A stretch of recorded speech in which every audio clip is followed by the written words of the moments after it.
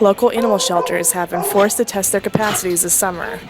They are doing what they can to accommodate rising needs, but it has created a strain. It's miserable. I mean, we have cages on top of cages on top of cages and bathrooms and offices and lobby, and it's miserable. And it's not a good situation because we can't keep up. We don't have the staff to keep up. We work really, really hard on adoptions. We have one going out right now. We just sometimes have to say we're full and we can't take anymore, which is very heartbreaking. We try not to, but once in a while we'll say to people, could you just wait a week or two?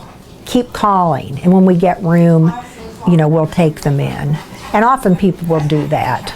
Each shelter has less than 10 paid staff daily.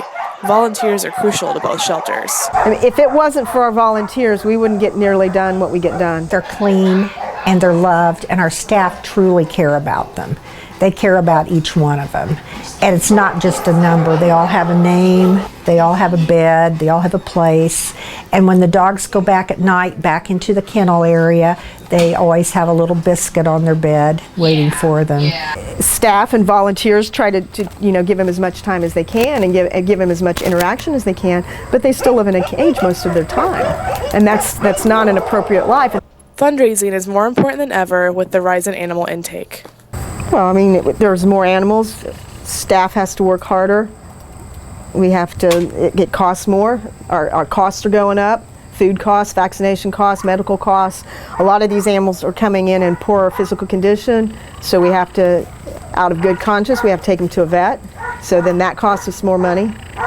People who come into shelters to adopt pets are helping out the pets as well as the shelters. We have perfectly good animals in these shelters that need homes, and unless you actually volunteer or work in a shelter, people have no idea what it's like down here. This is a very stressful place for the animals.